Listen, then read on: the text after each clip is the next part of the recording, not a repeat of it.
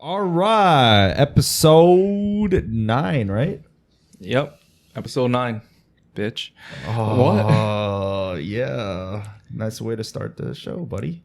Yeah, man. Squash the Beef, episode 9.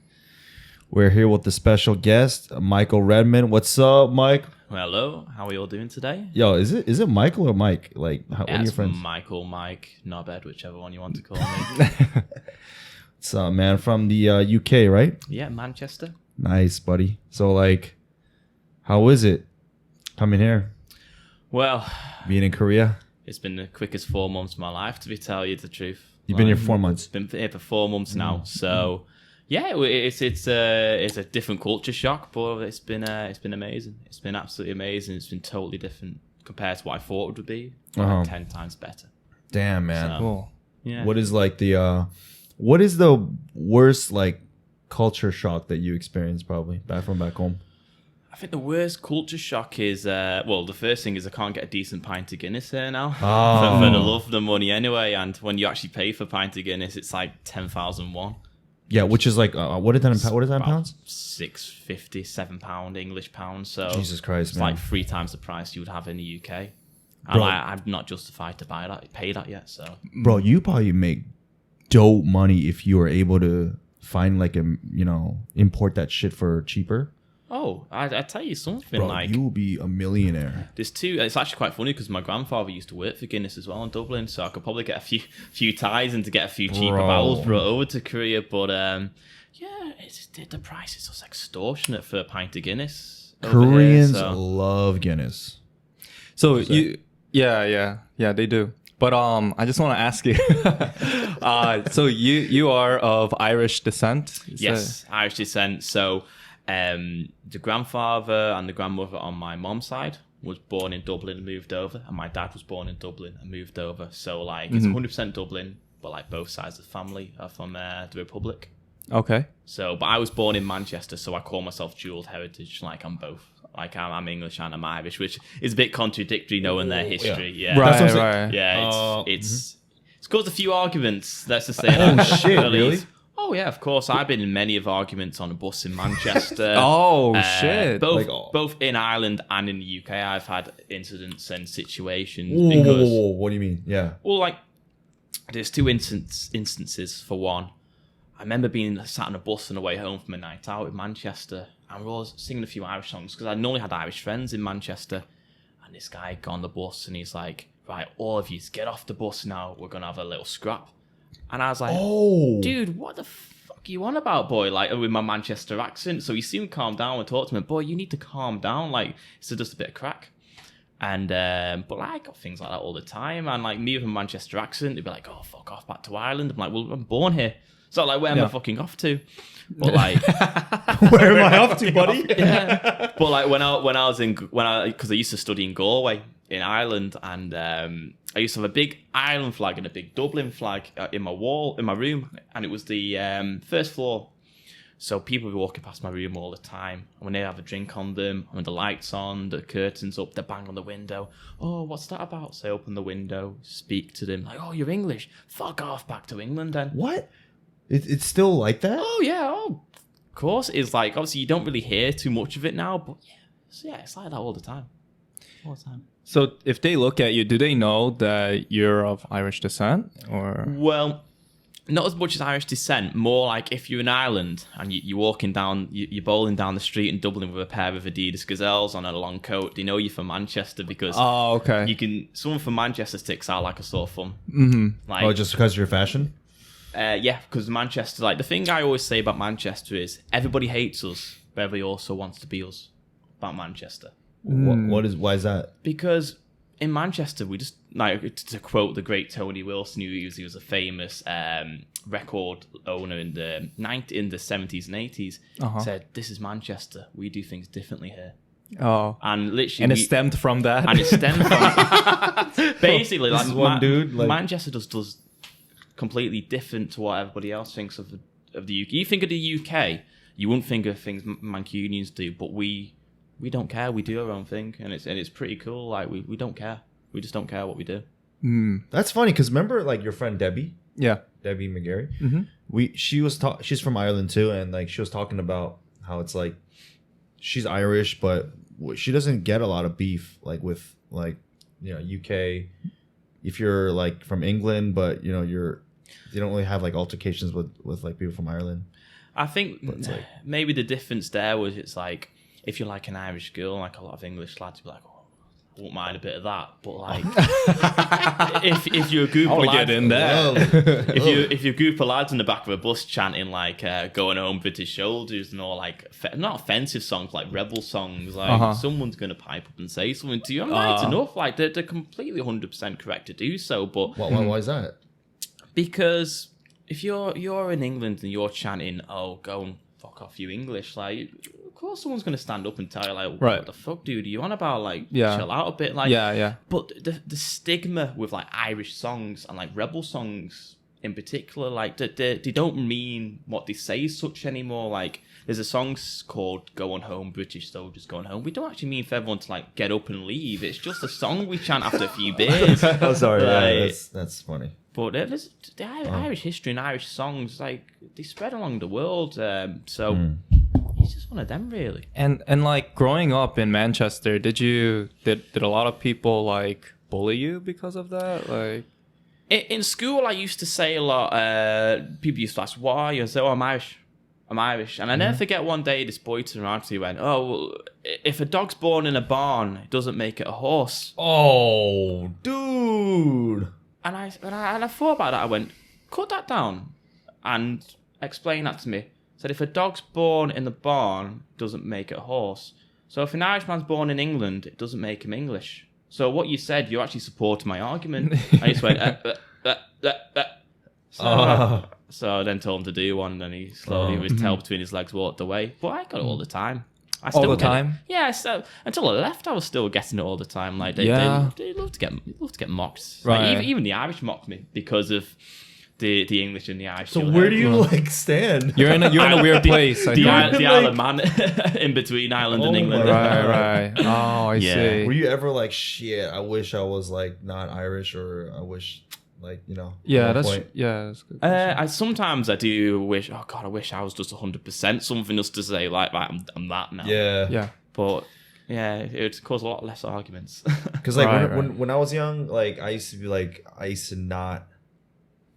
to wish I was not Asian sometimes, because all my friends are white, and they would always like crack jokes like like, "Hey Jackie Chan, what up, Jackie?" So I'll be like, "Fuck you, man." But I think the same goes for our like Korean Japanese friends. I think they're in a weird space too, because I don't know if you know, but Korea and Japan has some bad blood because of history. Yeah, I read a lot about the history. We won't go into, but I read a lot about the history and it's kind of the same with the UK and Ireland. I like to think, because what they used to say about Korea, they used to say Korea was the Irish of the Orient, because they came from such oppression to being so influential. They're the only country that have gone from developing to actually sending out aid to developing countries now.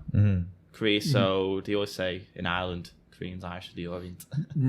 Let's see. Oh, really? Koreans are like they say like, the Irish love the Koreans because they kind of have the same really story yeah, the Irish love the Koreans. Like there's so many Koreans in Dublin at the minute. Really? Yeah. Koreans, yes. In Dublin. Yeah, in Dublin, Ireland. a lot of Koreans, because the Irish love the Koreans because they've kind of got the same history. They were oppressed by like Japan. They were oppressed by Britain.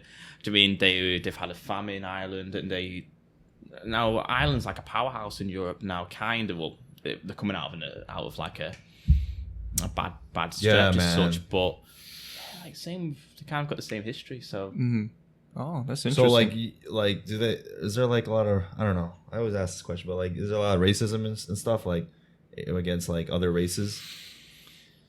Because in Dublin, no, because it's so multicultural now. But if you go into might get in trouble here if someone listens to this now. The moment you leave Dublin, you'd see a bit of racism, and because I everywhere. I remember like Kathy. Remember? Kathy. She actually we had an American person on our podcast. Yeah, Cuban American. Yeah, Cuban. And she faced American. a lot of like discrimination. She lived there, in Dublin, especially in Ireland. Especially in Dublin. Dublin. She was like saying how she would get a lot of, because like there have been a lot of like African immigrants in Dublin now, you know, so like they'll be like, go back to Africa, and she's like, I'm fucking American.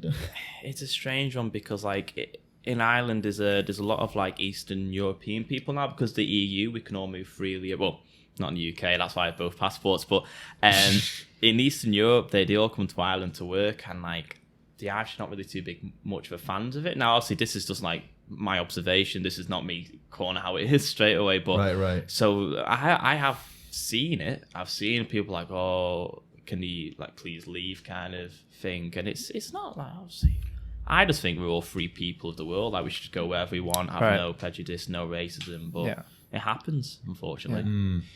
And wait, so you grew up in Manchester your whole life, but you've been going back and forth to Ireland to visit relatives and stuff? Yes, so I've always been back and forth between Dublin and Manchester because I've had so many families. Like I've got 12 aunties and uncles in Dublin. I've got like 50 odd plus cousins. So I'm always shit. Yeah, I'm like 50 plus cousins. Yeah. And then it's still growing. Ginormous family. It's still growing as such. Your family went to work. Why do you think I'm here? Oh man, that's you're a miracle. But God, part of the miracle. I'm here just to spread myself around. But no, I actually studied for a semester in Galway too, so I have lived in Ireland. So it's I've done both. Nice. And something quite funny to add.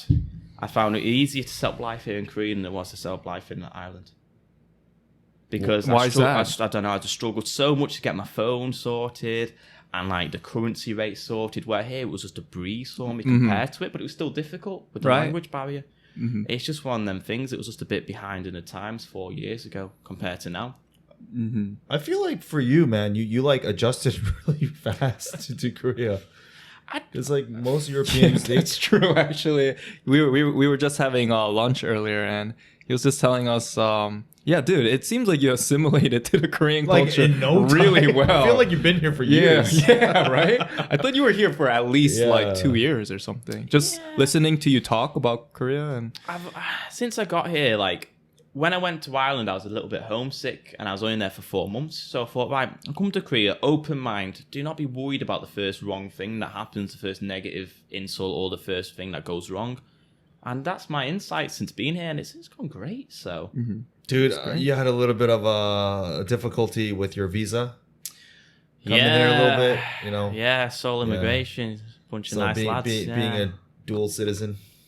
So why don't you tell? Yeah, actually, please tell the audience this, because this is actually really important for those of you who want to, like, you know, come and pursue like whatever career choice you're doing here. It's actually big.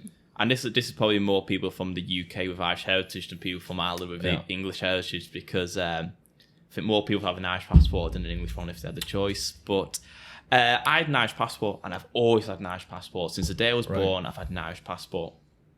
It's just been second norm to me. Like, people ask why, people ask how. I've always had it. Now, how does that work?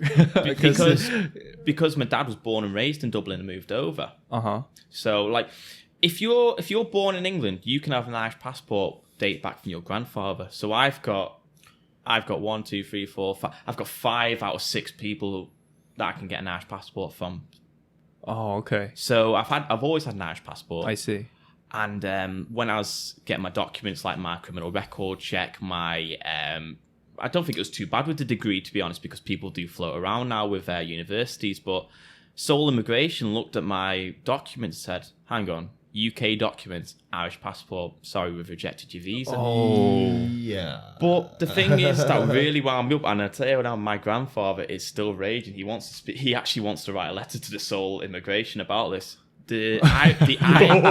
He's lit. My grandfather is disgusted by it, like, because the Irish passport says I was born in the UK. Right. The Irish passport says I was born in the UK. Shit. Yet for some reason, the amount of messing about that Seoul Immigration Office have allowed, they still Squash this rejected beef it. right now, yeah. So damn. So your grandfather, like he's an OG. Yeah, but he's a proud Irishman. So Right. He's irritated because he feels like they've rejected an Irish person to come into the country. Oh, but, Right. that's not okay. I know. I see. He's an old what. person. He's an old he's old so, but. It was a rougher generation back then. rougher life. My grandfather's been turned away from work sites for being Irish, so like he knows what it's like. He knows what it's like. So when he sees something like that, he thinks it's the same turn of the coin. He like so fucking Asians. No, not at all, not at all like that. But he told me a story once where he was working on a building site and he had to put English accents on to actually get a job there.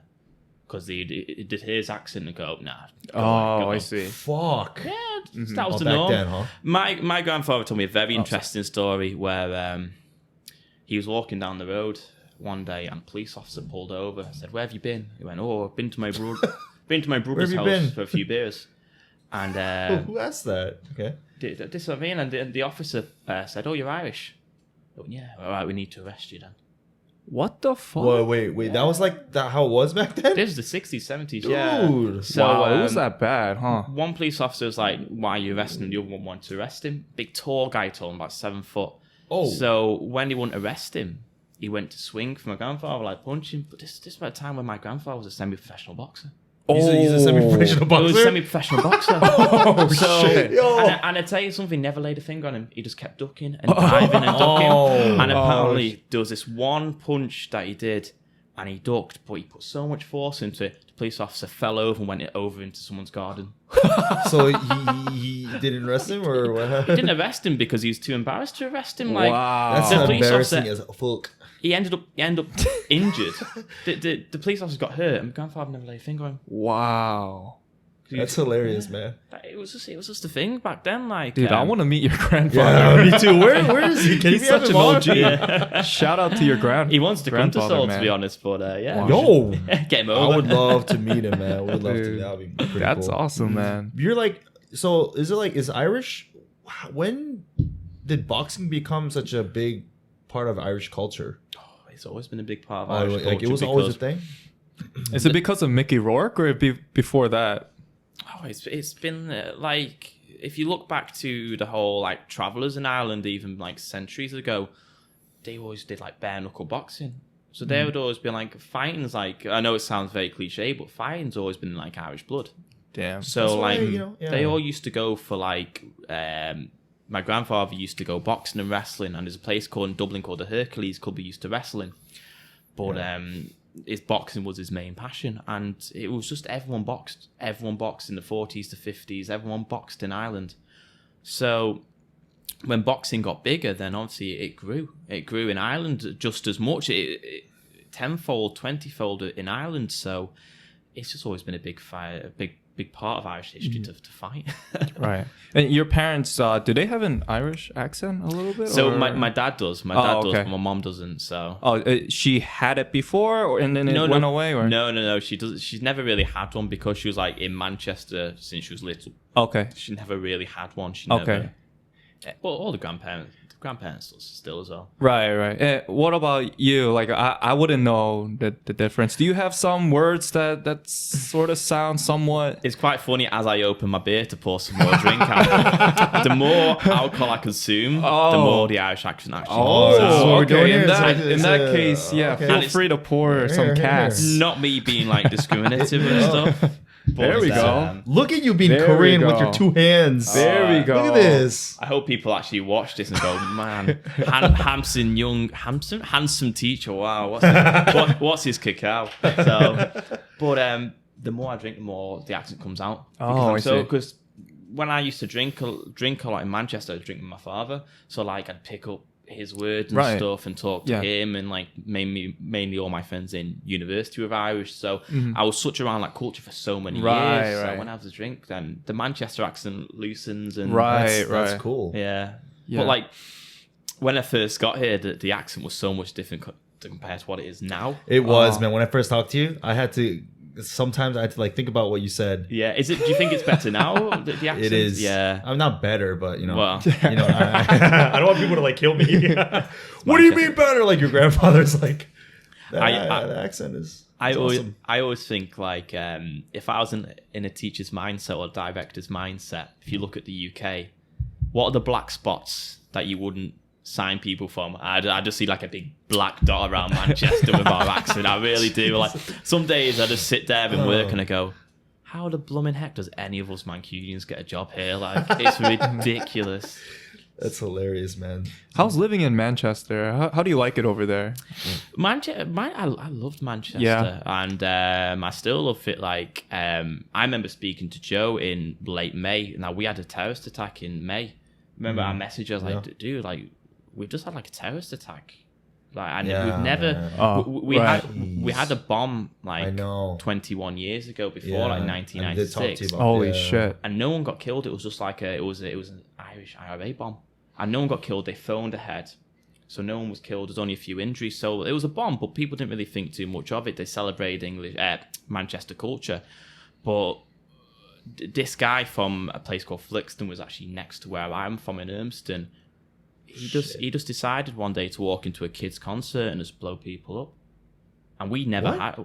Like just so like, Ariana, was that the Ariana Grande? Yeah, hot piece of ass. Oh, right.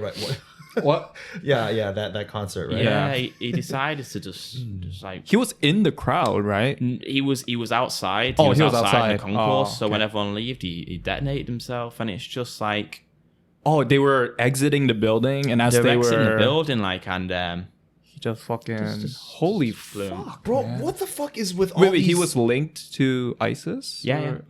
What is with all these like these terror attacks, man? Like the Vegas shoot. It's just getting like I don't know. Is it like a competition now? It's like who can outcompete the fucking crazy, man. The mass murder. You know, it's fucking crazy. It's just all brainwashing with like the whole like.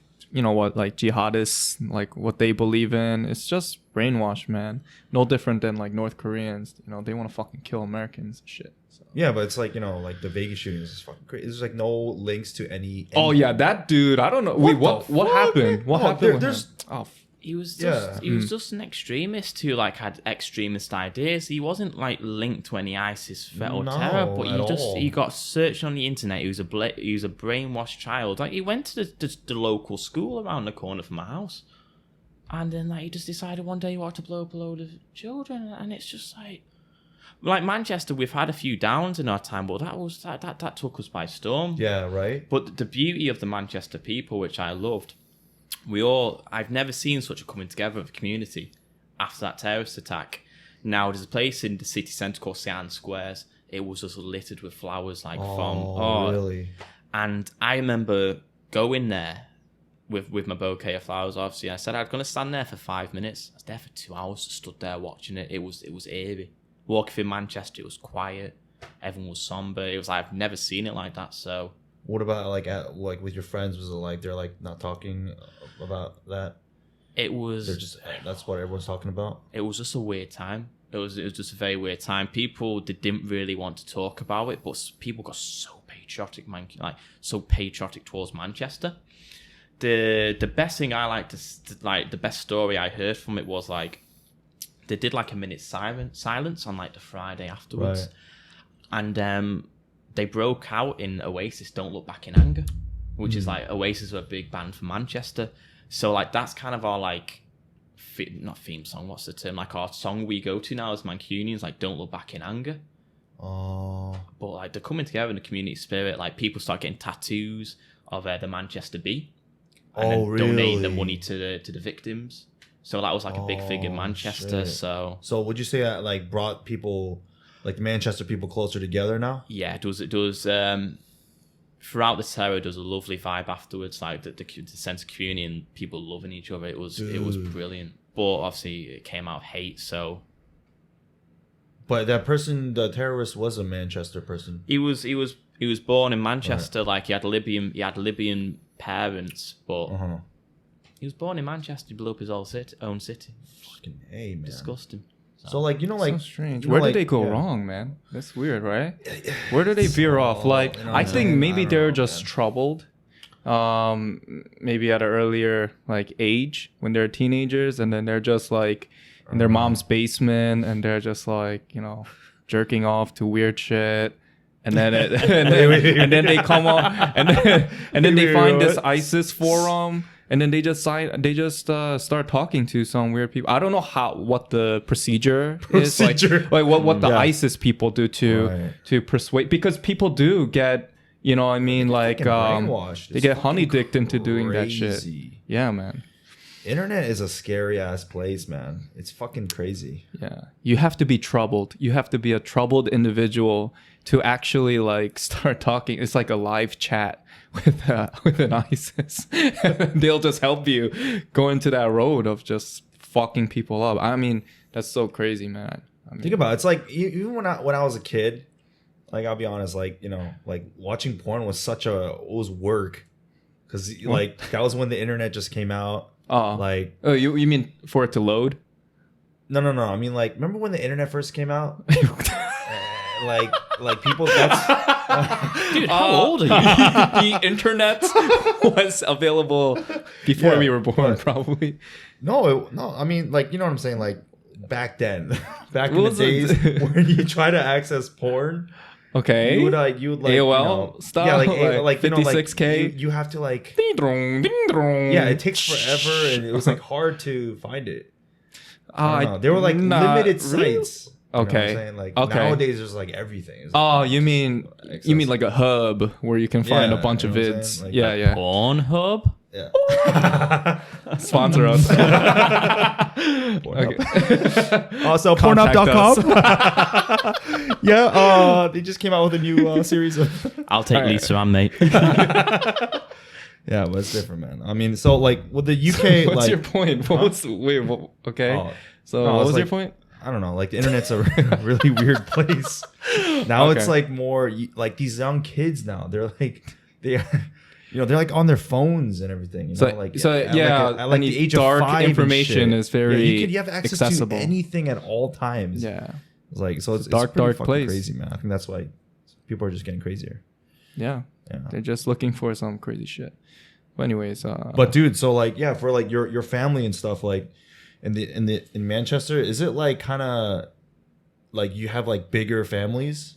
It's kind of like Italian culture where it's like, you know, like. Because you have like 50 plus cousins. That's a lot, man. It's more the Irish side. The Irish side is more it's kind of the same as the Italian culture, where like you'll have so many cousins, so many second cousins, even third cousins if you're living old enough. But it's more of an Irish culture than an English culture. What would be like one of the biggest cultural differences between Asia and like Manchester that you see now that you've been in Asia? The biggest culture I would probably see is probably the fact is like a lot of people say, oh, look at in the UK, you drink so much, you have all this drinking problems. But I've seen far more people black out in Korea and be drunk in Korea than in the UK. But like the media have this stigma that the UK is just this boozing country. That's what I thought. Yeah. The thing is, like in Korea, I've seen people like a Monday evening walking home from work.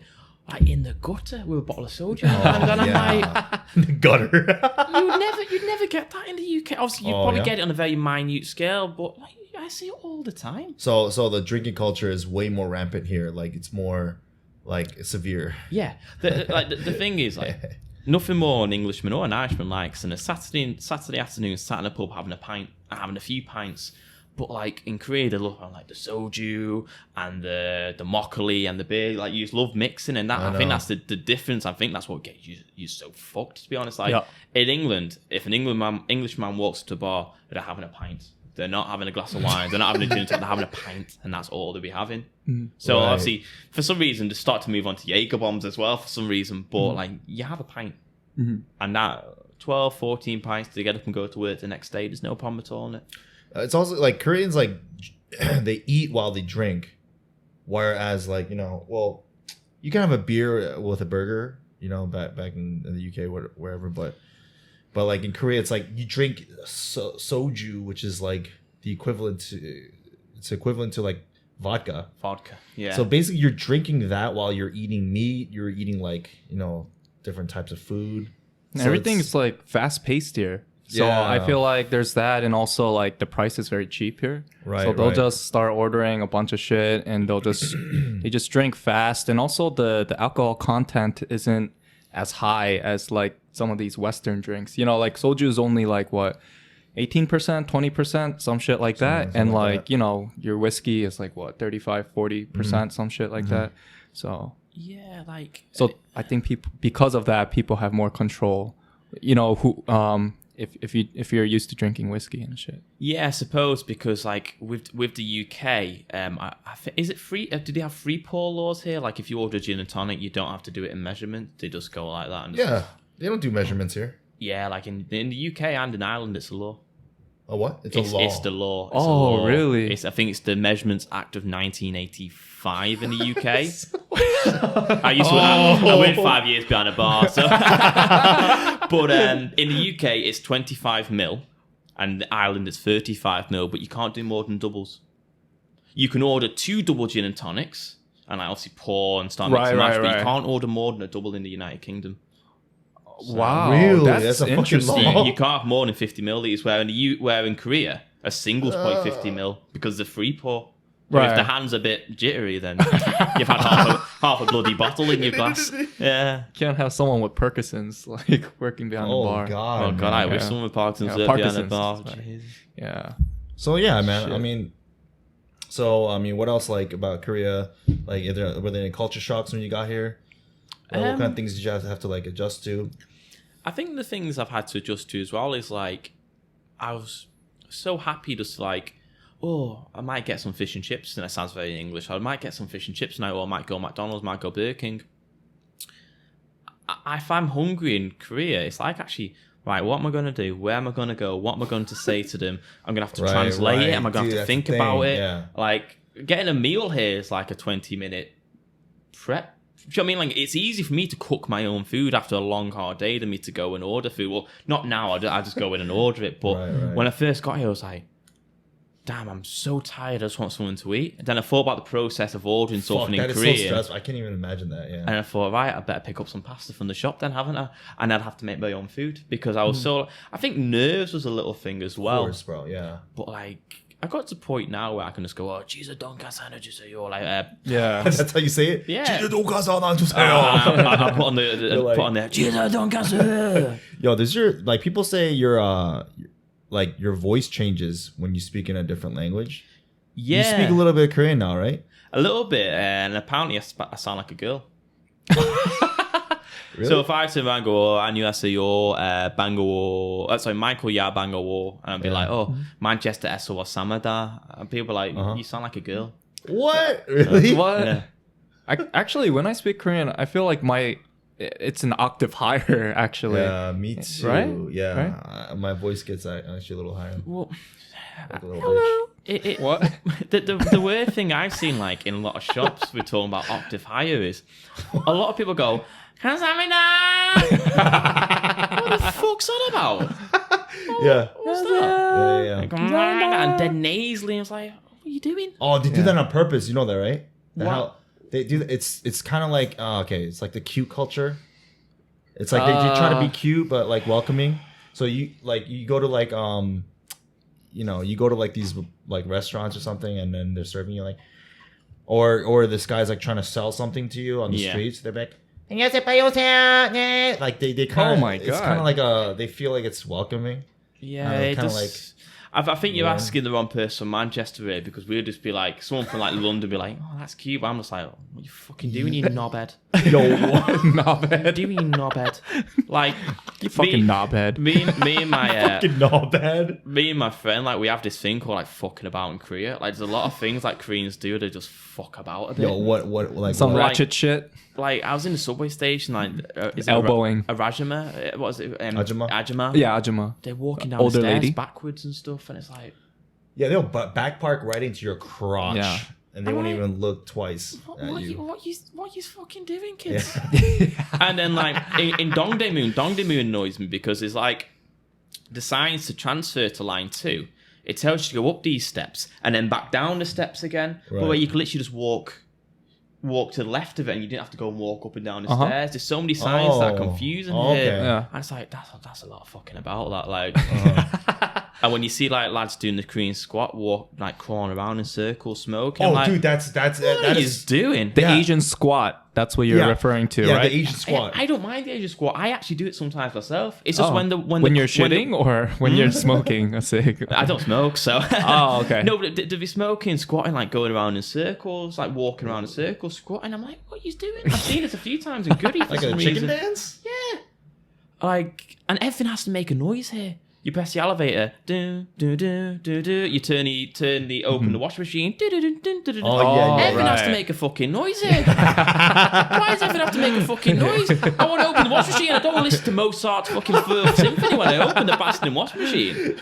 Put me fucking clothes in and shut it, like, you know. That's what I mean? so funny. That's true. That's true. I'm too scared to buy condoms in the pharmacy in case the fucking guy goes, you're doing yeah, that's funny. He's got a condom. He's got a condom. That's actually like, Koreans, they don't buy condoms in public places.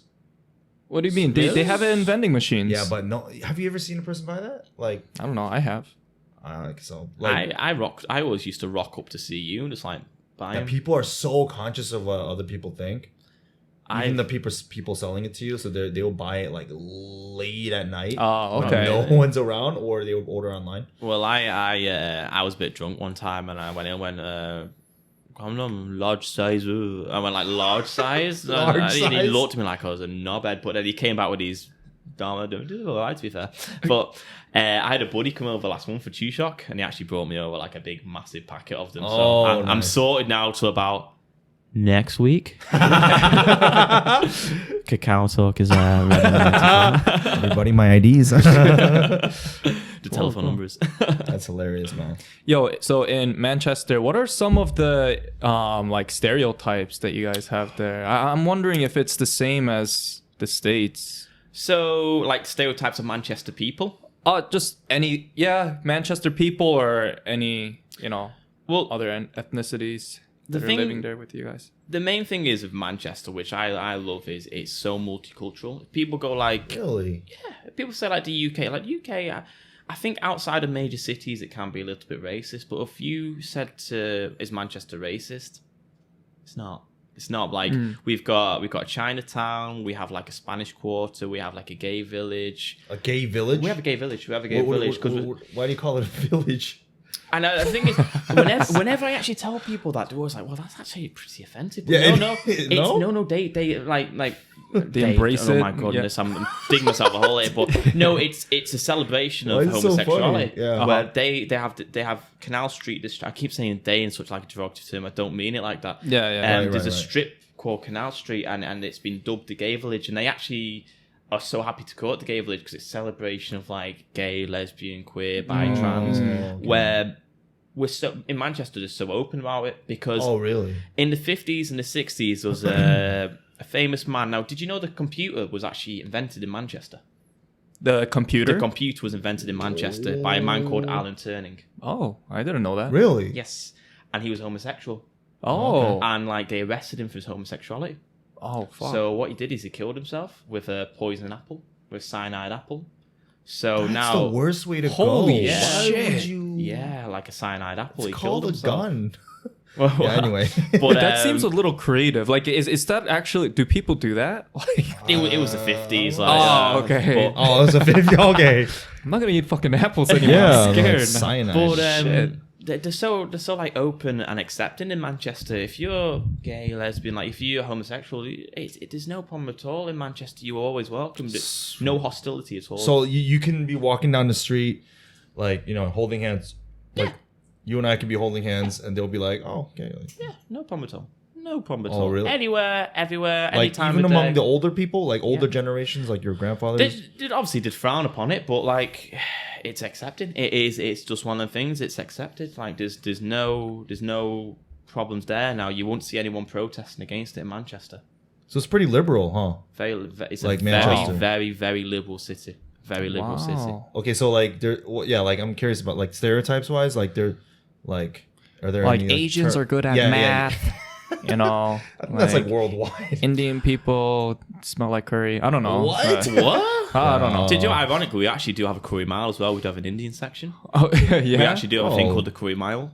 Where it's just a curry mile. Yeah, it's actually only 3/4 of a mile. It's not quite a mile, and it's just curry houses. Why are these terms so funny to me? So Gay village and they sound very offensive. Wait, so it's called the curry mile. So like normally, so it's like really but like funny. this is the thing. It's not offensive in Manchester. Like it's just a thing. It's not. I'm not being racist at all. I know. Yeah, they're just really embracing the. They really embrace it. Like good night out for me as a straight man. I'd go have a few beers in Fallowfield, go have a curry in the Curry Mile, maybe go to like a dance club in Manchester, and end up in the gay village in the gay club with my mates. And nothing, no. Really, there's like no hostility, nothing wrong at all. Yeah, it's way better than the States, or dude. Korea. The States, people be like, we have to catch up to you guys. Yeah, God damn, we're far behind. This is what I said. Everybody hates us, but everybody wants to be us. Manchester. Everybody hates us. Everybody wants to be us. That's what you meant? I want to go over there, man. I definitely want to visit. I always say, if you go to Manchester, you never want to go back. No. So like, you know, like there's no like stereotype like, oh fuck, like you know, black people, Asians. Not really.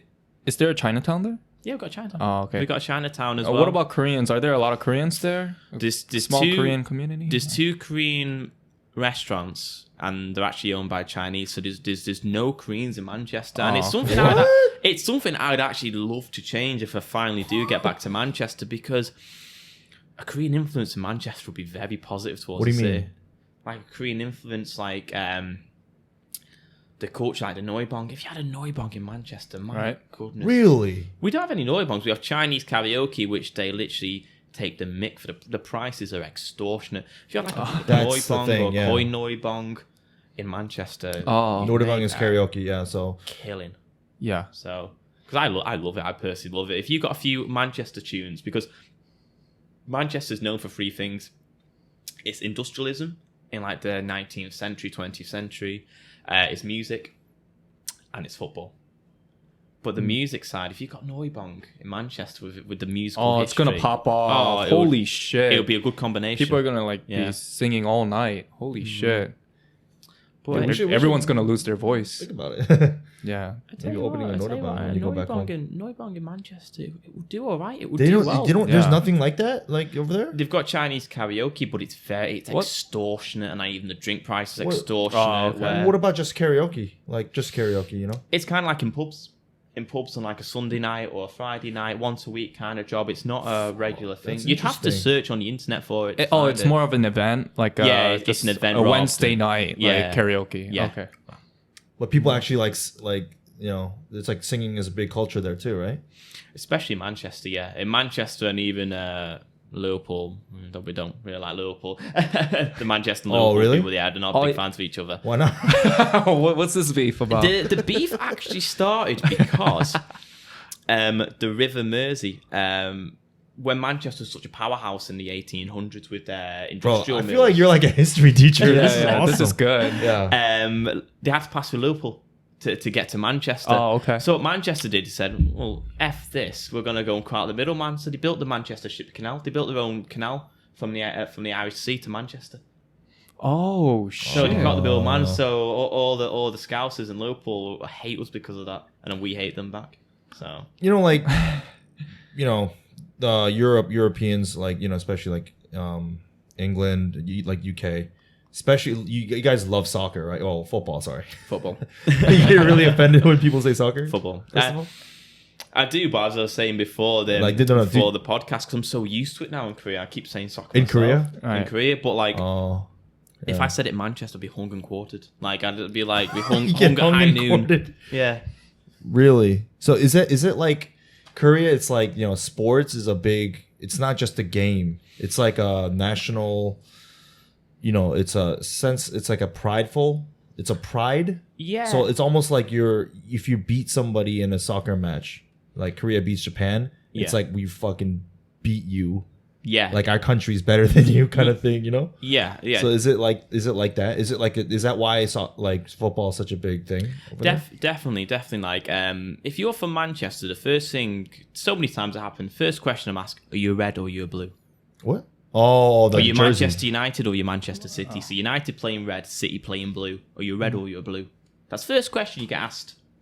Now, outside of London, Manchester, Liverpool, outside the big cities, the smaller teams, like I don't want to start mentioning small teams here because you probably get a bit of backlash, but they support England national football team. Where like Liverpool, Chelsea, City, United, Tottenham, they don't really support England as much as the likes like Gateshead United and I don't know, Bristol City. So for us, Manchester United kind of like our national team. We fly the flag for England. We fly the flag in Europe. So when we beat like Liverpool, we beat City, we beat Chelsea, we think we are the best team on the planet. And mind just the country. We think we're representing that country. So when we say we're the best team on that planet, we are the best team on that planet. Oh, wow. So like rivalry games can be very, very passionate. You ever watch the movie The Hooligans? With, dude, what's that guy's name from Sons of Anarchy? No, I'm not. It's about like a soccer. No, I'm sorry. It's not The Hooligans. It's oh my god, the green. The green. You know what I'm talking about, right? Green Street Hooligans. Green Street. Green Street Hooligans, right? Green Street with Elijah. Is it Elijah Wood? You man at Lord of the Rings. The Hobbit. No. Your man, he supports West Ham. He's a West Ham United fan. He's an American. Bro, he's like an American. Yeah, he's American though. No, but he's what's his name, dude? The guy from what's that robot movie? Oh god, I gotta look this up. Elijah Wood, isn't it? Like he was in the Lord of the Rings. Yeah, Elijah Wood, but him and this other guy. Oh, the other guy is like the main star. But is that like a thing? Like, can you explain that? Because I was like kind of confused about because first of all, their accents are pretty thick, so I'm like I can't really. I couldn't understand some parts. There's two big hooligan films all football fans watch. It's Green Street and Football Factory. Now, Football Factory is the more... See, Green Street follows West Ham, but it's an American film. So it's very hyperbolic, very exaggerative of what actually happens. Like, there's one scene where they are waiting for Manchester United, where the West Ham playing Man United. And you should hear the Manchester accent on the United fans. Yeah, where are these bastards gonna kill these bastards? It's like, that's how they sound. No one fucking talks like that. But obviously, it's so nasally. The older generation talk like that. But like, really? They just do so heavily on it. But that's Hollywood money for you. But like Green Street is a British film, so it's a bit more. So what is that? What is that like? What kind of organization is that? Because they're like Charlie Hunnam is his name. Oh, Charlie Hunnam. He's like he's the basically the movie is about. I mean they're backing the Manchester United team. No, are they not backing West Ham? Is West Ham? Damn, I don't know. Hold on, man. So basically it's like, and they're like a gangsters. They're like pretty much gangsters, I think, and they fight other teams. Like hooliganism. No idea. So in the 80s, it was a big problem. It was a big problem. English fans would like form groups and like arrange to fight each other. But they actually, that's how they make money too for some like reason.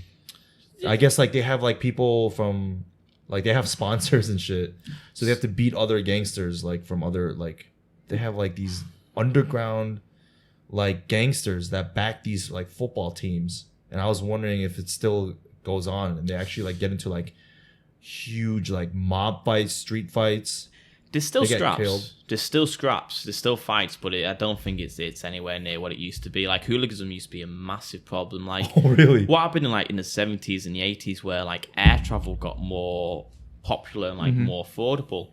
When the likes like Liverpool and United were playing in Europe, they used to go to Europe, and because it was more like no CCTV cams, used to just rob every shop they could see. They'd go to Milan, they'd go to Madrid, they'd go to Rome. They'd just rob and then sell it back off in the UK. So these hooligans would go to Europe, steal, go back to the UK and sell off the clothes, the Lacoste, do you know what I mean, the Ralph Lauren, like any clothing that they could get their hands on, they'd sell it back in the UK. But then at the same time, they'd go fighting anyone or anything they can when they're at these European away games. Who are these hooligans? Can you explain to me, like, what is a? I don't understand. See, like, I'm trying to wrap my head around it too. But what's the background? A hooligan is someone who is basically someone who loves to fight, and they have so much passion about their football team that, like, if you cut them, they bleed their team's colours. So, like, they will be like that team until the day they die. So if you disrespect that, you're basically disrespecting their family. So they're gonna fight you. And that's basically what it's been. That's it. Mm-hmm. But then it evolved. It's kind of like a sore loser. Unless United, because we're like successful. So, but then it just evolved into like a group of men.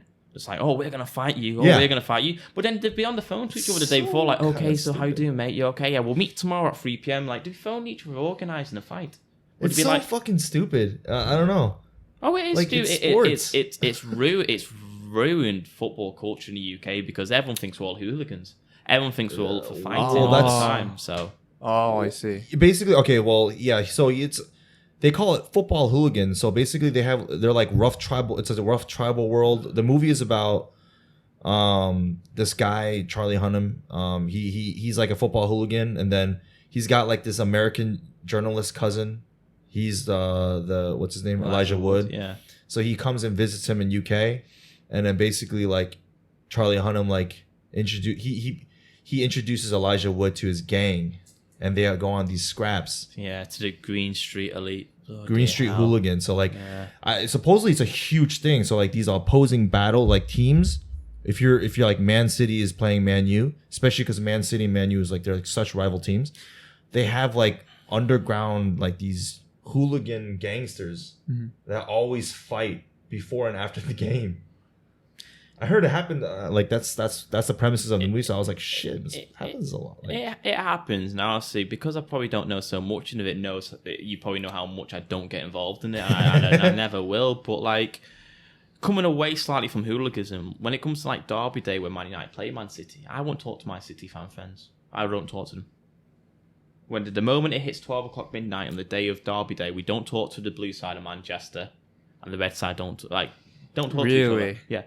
You be speaking to Man United fans, you won't speak to... This is some serious shit. You be speaking to Man United fans that you haven't spoken to in about 6 months, but you wouldn't speak to your best mate. Wow. Holy God. Get the fuck out of here. If your best mate tries to spoke to him, you tell him to fuck off. Oh, I could never watch a derby with a City fan. Could never watch a Derby Day with a City fan. Because if they won, it would kill me too much. And if we won, it would end up in a scrap because like you cheer so much. I mean, like the American football culture is so big, right? America, like, but this is. I feel like that football. Well, the real football here we're talking about. Yeah, real football, soccer football. I feel like that like beats any kind of like sports culture that I've seen. I think in the UK, like it's like the biggest people thing. Really fuck with their sports. It's weird with the UK because. Apparently the atmospheres and like this thing and the chanting, it's going downhill in the UK.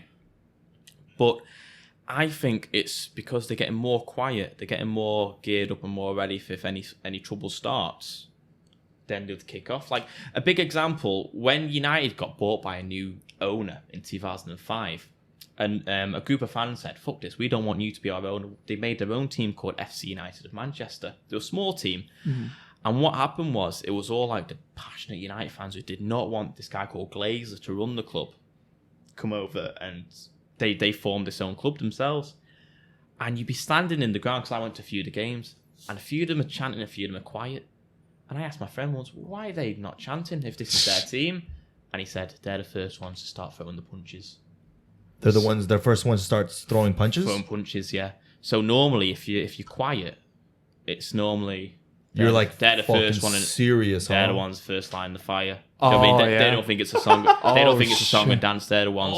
If shit gets real, they'll be the first one over the barricade. Oh shit! See, like this is like sports psychology and stuff like that. I'm really interested in this because in the end, if you it's a game, right? It's a sport, and I'm like, how do people get so immersed into this?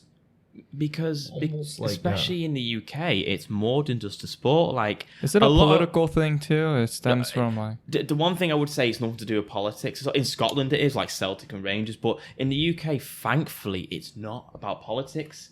It's more about the fact of like a few teams, their old name was like Railway Club, like Newton Heath. Like Manchester United used to be called Newton Heath in like the 1900s. I was like Newton Heath Railway Club, Railway and Football Club, where it's like the men who built the railways. And like Man City used to be called like St. Gorton, so it used to be like a church soccer team. So everything has like a background to it. Like everyone has a background, so it's been like it's more than just a football team for some people. It's someone's history and livelihood. So that's why people like it's you cut them, they bleed whatever color their teams that they support. Okay. Hey brother, I think we got 10 minutes, but I want to ask you, man. So we found out that Michael here is a black belt, right, in Jiu Jitsu. Yo, show us your badass thing, man. Whip it out to the camera. That's funny because it's almost like a police badge. You got into what was that? The story you got tell us your little altercation. Which one? So many in Korea. Yeah, so you guys can't fuck with this man because it says NACMAS. Can I read it? Yeah, of course you can. NACMAS National Register of Qualified Black Belts. National Black Belt Accreditation / Nationally Registered Black Belt. Wow, this is some fucking serious shit, like, dog. This is like a police badge, like you're actually setting me up to get fucking twatted here, like. You got a target on the back of your head. Let me see how tough this guy is. Someone grabbing you from the back, dude. You could pretty much fuck anybody up on the streets, man. See, the thing is, like, I hear that quite a lot when people say that, but what my sensei, like my master, says to me, which I will take to degrade me. If you ever get into a fight, what's the first thing you do? I said, don't know what. He went, run. Run? Yeah, run. Because you don't know what the other guy has. The best thing you can ever do in a fight is run. And this should only ever be used is if you're outran, or if you are literally your back is against the wall and there's nothing you can do but fight. I will never ever fight if I can. Wow. I will only ever fight if it's the last resort. Wow. If I get a knife pulled on me, you can have my keys, you can have my phone, you can have my wallet, you can have whatever you want. Yeah. It's not worth losing your life over. You can get a phone, you can get a wallet, you can get keys. It's not worth it. It's not worth it. Wow. And here's me with a black belt. If you pull a knife on me, I'm giving you fucking anything, mate. Right. And how long did it take you? How long did it take you to get to the black belt? It took me 14 years. 14 fucking years. 14 years it took me to get it. Holy shit. Brazilian Jiu-Jitsu? No, traditional Japanese. Oh shit! Yeah, but what's this might be too complicated to answer, but what's just a simple like difference between? So the thing about the Brazilian Jiu-Jitsu, it's more grappling. It's more grappling and more like on the ground work techniques and grapples and locks and holds. Where in the traditional Jiu-Jitsu, it's all like katas, punch, strikes, throws, and it's literally the whole deal. Okay. Funnily enough, judo actually derives from Jiu-Jitsu. Because what happened is, with Jiu-Jitsu, the students were getting injured all the time because it was so rough and ready that they made judo. Judo is a watered-down version of Jiu-Jitsu. So that people can safely practice Jiu-Jitsu without getting hurt. Oh, shit. That's why the first thing you learn in judo is like how to fall. Break fall, yeah. That's the first thing you learn in Jiu-Jitsu as well, yeah.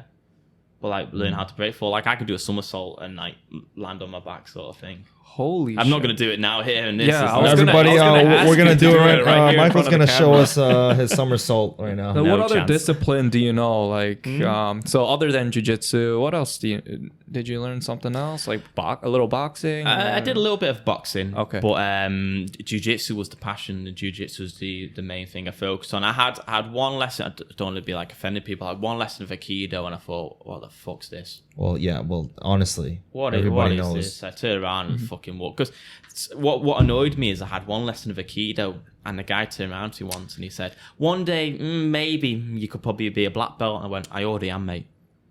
And the thing is, like, you're very cocky. I went, no, mate, I am a black belt. I went, what in? Jiu-Jitsu. And he just went, oh, okay. And then I fucking went back. You know what I mean? Well, did you ever see that YouTube? There's this guy. He's like a professional Aikido fighter. So he's like, oh shit, okay, let me see how practical this is in real life. So he actually like he shoots a video of himself fighting an actual MMA fighter. Yeah. Like in a sparring match to see how he do. He got his ass whooped in like a 20 fucking seconds, less than 20 seconds. Holy shit. Doing it. It was is all so like impractical. It was so like movement and like. Oh man, come on! Who does that in a real fight? Like you're gonna put your wrist here, and then I'm gonna do this. Like who does that? You know, it's. Right. I tell you, one sport, one martial. Not, I don't think it's a martial art. It's just like it's an art as such. Krav Maga. Krav Maga is what I really that is something that could probably top jiu-jitsu. What's that? What? Krav Maga. Krav Maga. I want to get into that. I really want to get into that. Does it derive from like the Israeli military? Yes, like, Israeli military. It's fucking intense. Shout out to Gal Gadot. Yes, that's Wonder Woman. To do with she was in the military. Anyways, she's hot. She's hot. Yeah, she's a hot piece of ass. What? Oh, yeah. Piece of what? Yeah, Krav Maga is the shit. Yo, you spit in my face. Sorry, my bad. You always get shit on your face. Ooh, but okay, why? I mean, explain. It's just very it's very practical self-defense. It's very close combat. So literally, you'd be staring at someone in the face, like staring someone in the face, like about 3-4 inches away from your face, and you're trying to fight them. Like it's close encounter. Really, it's really actually. Is this fairly new? This no, it's been around, but it's been more publicly like it's become more popular now. Oh, okay. Because of the whole MMA and UFC and like like real self defense, you know, people argue about like, oh, what is really practical, what's not. So that's something I really am interested in too. No, it's cool. So tell me, like, what is one of the craziest fights that you've ever got into? I know you said you try not to, at all costs, but I'm just wondering, when you're younger or something, like, just want to know you haven't gotten into. Been in one fight in my life, and I was in like year 7 when I was like 11. Mm-hmm. Wait, what made you want to go into jiu-jitsu? Like, it was just like an outlet for... It was something like, obviously, what the kids do now when you're younger, do you play football? My mum wanted me to do something to just play football like every other English kid. She wanted me to like learn a bit of, not discipline, because I was very young. I was a very disciplined child anyway. I was very good. I wasn't never really kicked off. But she got me into jiu-jitsu, and I just fell in love with it. Wow. Like your mom got you into jiu-jitsu? My mom told me. How did she think of that? That's I don't know. Wow. I don't know. I still probably saw a flyer on the corner. Like, but the thing is, like, it's actually a testament when you say, "Oh, how many fights you've been into?" That I've not been in many, because the whole point of jiu-jitsu as well is diffusing the situation. It's getting away from the situation. Right. Look, bro, I don't want to fight you. And we were walking down here to film the podcast. I was telling you, my friend got into a bit of a scrap a few weeks ago, and it was me diffusing the situation. Come on, you don't want to do this. Like, it's not worth it. So half the battle is diffusing the situation. The fighting's only like the small, minute bit at the end. So, yeah, we've got a lot to learn from you, man. That's really cool, dude. We're just two bros trying to like duke shit out. See who has the biggest stick. What? Well, clearly not. That's me here. So, all right, everybody. Yeah, dog. But I think we gotta wrap it. Yeah, man. Yo, any actually, last questions? Oh, man, I want to ask. Man, you see, time. Did I tell you? Time goes fast. Time goes very it's quick. Fast. Do you want to ask me my story about how I got here? Why I decided to come to Korea? No. Yeah, of course. Yeah, go ahead. Go ahead. So the reason why I'm here right now is I got drunk one night in January. Wait. You didn't tell me this, buddy. Okay. I got drunk one night in January. So I split up from my girlfriend early January, and I got drunk one night with the friends. And what? My friend FaceTimed me in Korea, who's already here. And he said, "Dude, come over to Korea, visit me." So I was steaming. I'd just been paid the same day. Booked a flight to Korea to come visit him in March for a week. And about 3 days in, I thought, right, I'm going to come here to live. Wow. For real? Yeah, that's it. Real, yeah, I was in Korea for 3 days. I was like, look, goody, yeah. Yeah. And I said, right, I'm fucking coming back here to teach English and live here. That's how you made your choice? Yeah, I was messaging you in Incheon Airport. I messaged you in Incheon Airport. You messaged me in Incheon Airport when I was on the return flight home. So right. From the moment I got home from Manchester, I handed in my notice in where I worked, and bro, you are a trooper. Rock and roll star, mate. Rock and roll star. Love that, awesome. dog. Yeah. Good shit, bro. how I do things. That's crazy, man. Live my life in the wind. Hey, man. I mean, it kind of has to do with your ex-girlfriend. Shout out to your ex-girlfriend. You're in a better place now. You know? So what's her full name? Well, spell it out for us, please. She's got a new boy now, so we won't go that far, will we? All right. All right, man. So we're gonna have you, Michael's Kakao ID. If you want to, if you want to put that out, yeah, you can add me on Kakao if mad you want. yeah, we'll put it in the description. So Of course, well, can I actually do a quick shout for go ahead. Go ahead. Do whatever you got to do. My Twitter is at Redmond94, so REDMOND 94. What kind of photos do you put up there? Like, Twitter, you said? Twitter, yeah. Oh, I'm sorry. Where you can hear, like, great things about me complaining or loving life. My YouTube is Redmond's videos, so the same thing, videos, no spaces. You can see some fucking quality stuff on there. Like, do you know what I mean? I'm just an undiscovered talent at the minute on there. What kind of videos, like, specifically? I make a few comedy videos because my major is in media and film studies. Like, I do a lot of editing and stuff. Oh, dude. Fuck, we need to hire help us out, dog. we need to hire this guy. So Michael's going to be working with us now? Yeah, well, I'm always open for the right price header. He'll S your D. So what? Okay. My D, what? SK? I don't float that way. That's why I was on Tinder. And do you do Instagram or? I do Instagram as well. It's the same one at Redmond 1994. I think the Instagram is as well. So all the links will be on the description to check me out. Yeah. All right. They'll check out your D pics there. Whoa! Excuse me. All right, so guys, you can. Yo, it's been a pleasure. Yeah, man. of course. It's been awesome. You guys can find us on YouTube for the video version by typing Squash the Beef or STBeef, and we're also on iTunes, Google Play Music, and Stitcher for the audio version. You can always download it and delete that shit. Yo, I gotta say one thing, man. I fact You're checked married. myself. What the? Fact check myself. Remember, I was talking to you about this from last week. This has been bothering me, man. Yo, this guy keeps talking about Okay, this. so I Who said cares? that from last week. I care. Like last week, I said that don't know 70% of Korean girls get plastic surgery. I kind of read it wrong. I kind of misinterpreted. You read the numbers wrong. Okay. No, I got the number right. I got 70 right, but it's the other way around. No. It's actually like the percentage of people who do plastic surgery. 30% will be like men will be 30%. Oh. And then out of the people who do plastic surgery, 70% are women. That's what I meant. Okay. Oh, okay. So for everybody, I fact checked myself. I am redeemed. Redemption. Yeah, guys, don't ever refer to us for actual factual information. So there you have it. I love That's y'all. it, man. I love y'all. It was a wrap. Squash the See you Beef, next episode 9. Peace. Peace.